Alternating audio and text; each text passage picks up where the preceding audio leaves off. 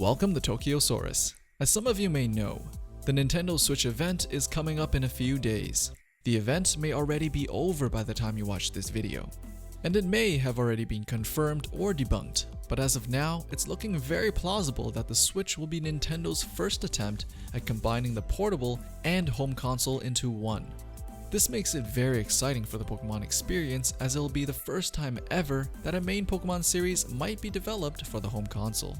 With that being said, I just wanted to share with you guys a theory I came across recently about the Creation Trio that I think has a very high chance of appearing in the upcoming Pokemon game, as people are calling Pokemon Stars. For those of you who need a bit of a refresher, in the Gen 4 games, we were introduced to 3 legendary Pokemon that represented properties of matter that must exist in the creation of all things.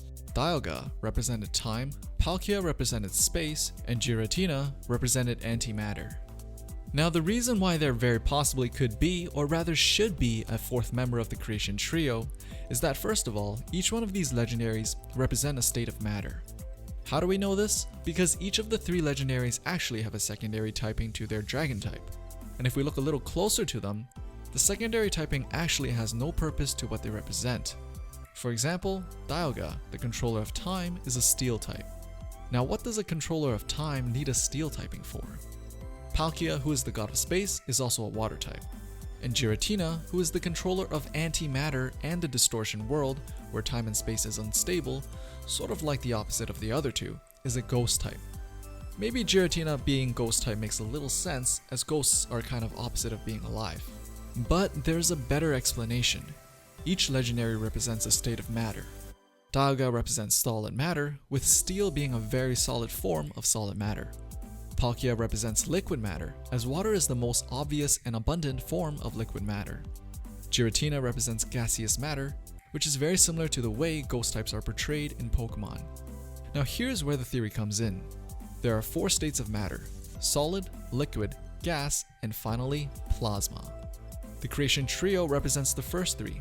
So where's the last one then? Plasma. Some people might automatically think, oh, what about Arceus, the creator of everything? Shouldn't he be part of the Creation Trio, or rather Creation Quadruple? Okay, that actually sounds really bad, so let's just call them the creators. Well, Arceus is definitely on a whole other level, as he most likely created Dialga, Palkia, and Giratina themselves. So he's considered more of a leader of the pack and not on the same level. So if Plasma is the 4th state of matter, let's see what kind of typing it might be. Plasma itself as a state of matter is very similar to gas. Like gas, Plasma has no fixed shape or volume. They are less dense than solids and liquids. But unlike ordinary gases, plasmas are made up of atoms in which some or all of the electrons have been stripped away and ions roam freely.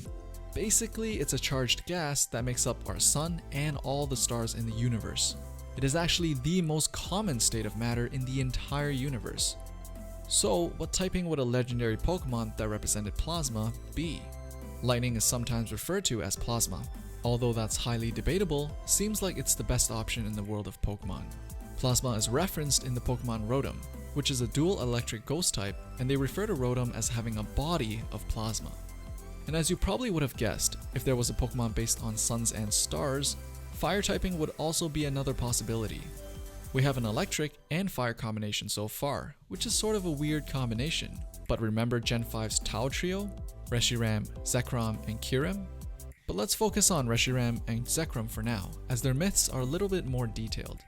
The myth has it that Reshiram and Zekrom are believed to have been the result of an ancient dragon splitting in 2, when twin heroes began fighting over the truth and ideals. Each legendary represented one of the sides, but this doesn't explain their secondary typing at all, with Zekrom being electric and Reshiram being fire. So, what if the ancient dragon wasn't a dragon after all, but was electric and fire? What if the ancient dragon that split into Reshiram and Zekrom used to be a member of the Creation Trio, as the member that represented plasma? This would fit a plasma-themed Pokemon perfectly, and would actually match the theme of the newly rumored Pokemon sequel to Sun and Moon, people are guessing to be called Pokemon Stars. Remember how our sun and stars are made of plasma? And they would also be able to tie up a loose end in their previous generation as well. And that is the crux of it all. I hope you enjoyed this theory, as I certainly did.